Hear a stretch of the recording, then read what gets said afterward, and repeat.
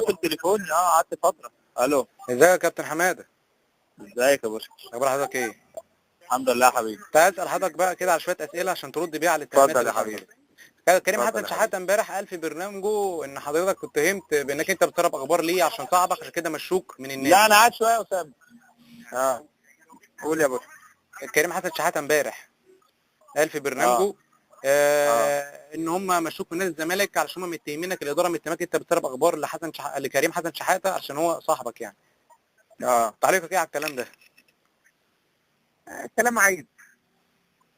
اه يعني انا ما اقدرش اقول غير ان الكلام عيب. بس انا مع مين من الاداره؟ انا كل الناس في الاداره بتكلمني وكل الناس على اتصال بيا.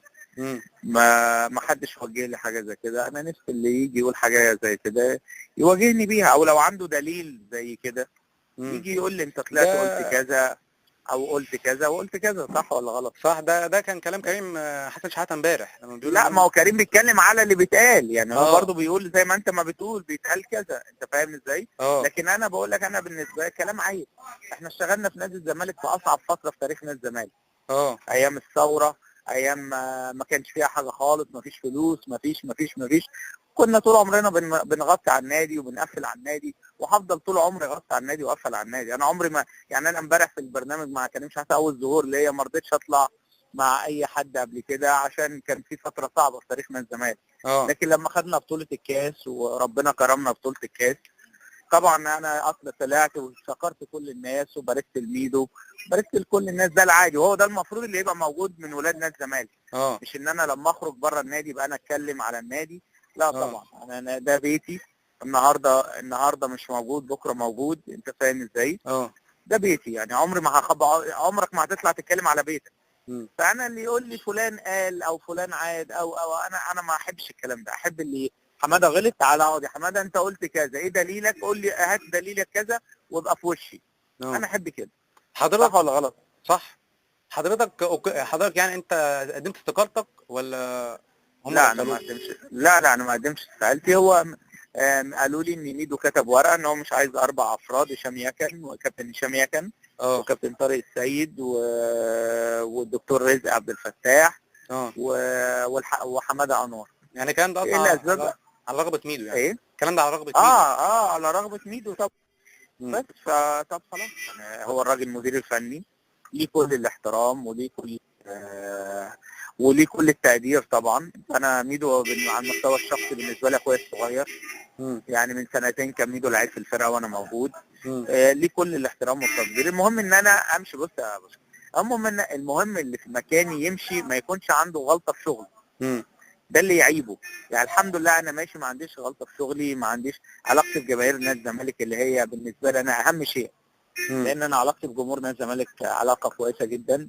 الناس بتحترمني جدا وانا بحترمها جدا. مم. انا اشتغلت باخلاص جدا في ال4 سنين سبتهم فريق اول. اشتغلت مع حسن شحاته، مع كابتن حسن شحاته، مع مستر فييرا، مع الكابتن حلمي طولان. الحمد لله، يعني اشتغلت مع ناس كتير. اشتغلت مع ميدو يعتبر موسم بالكامل، فاهمني ازاي؟ قبل منها سفريات مم. افريقيا الحمد لله، يعني ربنا كرمنا اخر كرم. انا مشيت واحنا بعد ماتش الشرطه لما وصلنا للمربع الذهبي. الحمد لله، يعني انا ماشي كان وضع الفرقه كويس. انت عارف التغييرات بقى، انت عارف مجالس الادارات اللي بتتغير.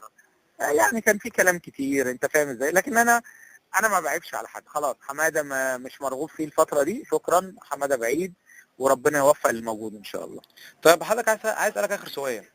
اتفضل. انا عايزك تصف بايه ان اسرار المدير الفني بتطلع بره. بص هقول لك حاجه. بص حماده انور دلوقتي بعيد، صح؟ اه هل انت لسه بتقول لي امبارح كريم شحاته طلع وقال اسرار وقال، صح؟ اه طب مين دلوقتي اللي بيدي لكريم شحاته؟ هل كريم شحاته قفل برنامجه؟ مم. انت فاهم ازاي؟ لكن انا زي ما قلت، الانسان المحترم محترم في كل شيء. ما اه ينفعش ان انا ابقى محترم معاك ومع غيرك ومع غيرك ومع غيرك ومع غيرك، بعد كده اشمعنى دلوقتي ان كريم بياخد الاخبار؟ اه اشمعنى؟ طب هو شوبير ما يطلعش يقول اخبار؟ لا انت فاهم ازاي؟ معلش برضه كريم بيتكلم في حتت فنيات في اجتماع، يعني حاجات في اجتماع بتطلع بره بص يعني. يا باشا، في ناس في نادي الزمالك بتحاول تكسب الاعلاميين. اه اه ففاكر ان هو لما يطلع يقول اسرار يبقى هو بيكسب الاعلامي. لازم يعرف البني ادم دوت او الناس ديت اللي هي بتفكر بالتفكير دوت ان لا يا جماعه، النهارده لو انت النهارده مصدر لشخص، لو انت بكره ما بقتش المصدر بتاعه هيطلع يخبط فيك. خلاص. فانا بقول لهم اتقوا الله في نادي الزمالك، حافظوا على نادي الزمالك. الناس اللي موجوده دلوقتي في مجلس الاداره بتحاول تعمل فرقه كويسه، بتحاول تجيب لعيبه كويسه. هيبقى في ناس كتير بتحارب فيهم. انا بقول بقدر الامكان لازم الناس تقف دلوقتي. خلاص هو ما دام مجلس الاداره موجود، الناس جابوا 16 لعيب، ما فيش اختلاف على ولا لعيب فيهم. ميدو ابن النادي، عبد الحليم كابتن النادي، وكابتن محمد صلاح، الناس كلها اولاد النادي. سواء جهاز فني، جهاز اداري، جهاز طبي، كلهم ولاد النادي. فانا بتمنى ان الناس خلاص بقى، يعني كفايه، احنا اخفقنا كتير، خسرنا بطولات كتير.